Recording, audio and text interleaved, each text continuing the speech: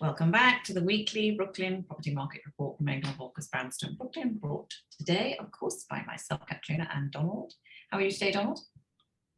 Doing well, joining the more seasonal temperatures here, dip down again. Weather can't make up its mind, but looks like it may be a little flurries tomorrow, so we'll see what happens. So today, obviously, is our chance to talk about November 2021, because last week we ended November and tipped into the beginning of December.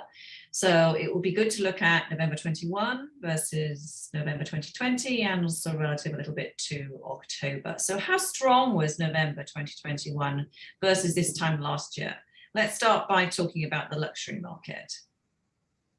Sure thing. So on the new to market side, it was almost exactly the same. 62 listings coming to market in November 20 versus 64 in this November. On the in contract side, quite different. 70 deals going into contract November 20 and 97 going into contract this November, just over the past 5 weeks. So almost a 40% difference there in activity of buyers securing properties. And as we headed from October 21 into November 21. On the luxury side? Yeah, on the luxury side. So, you know, a little different trend lines going on here right now. We've kind of, coming out of the Labor Day holiday, as we've talked about, it's kind of very strong activity coming to market on the luxury segment. Trailing 4-week averages almost got up to about 30 on a trailing 4-week basis. And now on this new to market side, we're down to close to 11 or so. So pretty steep decline over that short time frame. On the in contract side, still working at an upward trend. Post Labor Day, we're down around 10 on a trailing 4-week average. And now we're up just over 20. So that line has not gone up straight directly, but it is kind of pushing higher as we head towards the end of the year. And in the below 2.25 million market, what did that look like when we compared from month to month this year versus last year? Yeah, so a little bit different here, a little bit different story. So 263 new to market listings in November of 20 versus 194 in this November. So a lot less inventory, 26% less. I think part of that is due to what was probably deferred last year of people holding things back, even while we had super strong record activity in August of 20, still a lot of inventory being held off and so introduced to the market throughout the fall. So a lot less this time around, 12 months later. On the in contract side, continued strength, similar to what happens in the luxury market here. Not as strong, but still stronger than November of 20, where we had 314 in contract deals versus 325 this November. So let's segue into our weekly data and last week's data, which of course was the very end of November and the beginning of December. The luxury market certainly saw a bump up again. Not surprising, because the week before, as we know, was the classic Thanksgiving holiday week. Mm-hmm. Yep. So on the luxury side, 14 deals coming to market, 14 listings coming to market versus 4 2 weeks ago.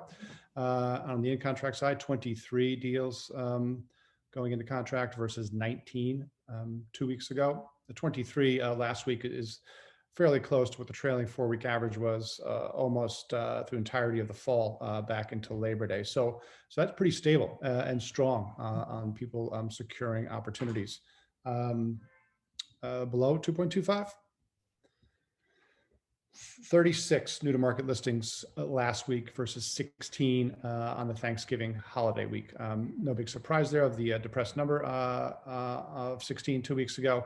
But that's a pretty strong rebound right back to where we were 3 weeks ago when we had 35. So that's new to market. On the in contract side, a little bit weaker activity than what we've seen on a trailing 4-week basis since Labor Day, but still 57 deals last week versus 54 the week of Thanksgiving and 73 weeks ago. So a little bit dip on the trend there, but still overall trending up since Labor Day on a trailing 4-week average.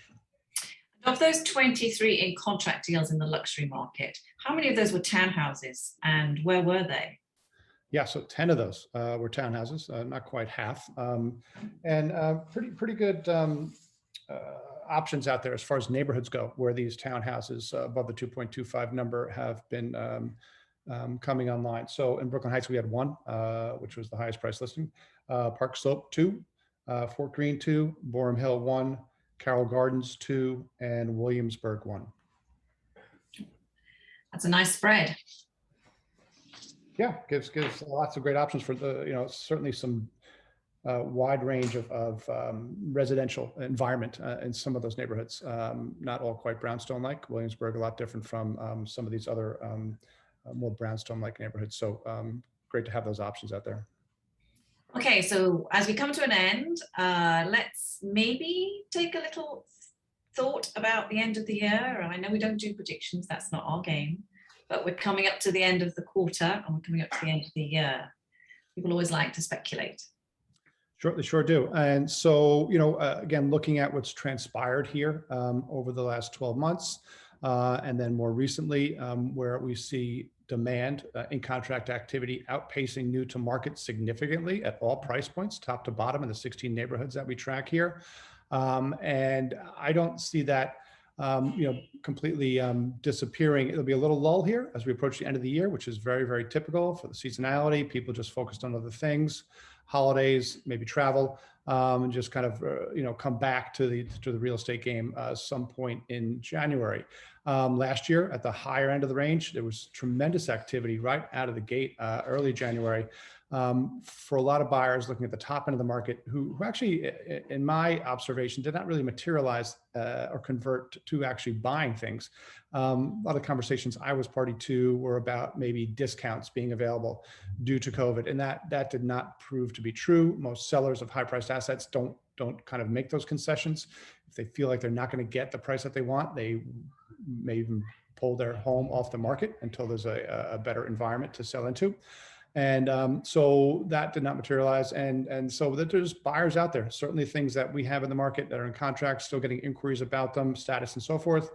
And then a tremendous number of buyers at the lower price points, around $1 million and less, as we've talked about recently, demand their way in excess of supply. So, if everything stays constant, no big curveballs, economy, world events and so forth, I expect that inventory will have to certainly has the opportunity to be increased. If you're thinking about selling, certainly don't hesitate to reach out.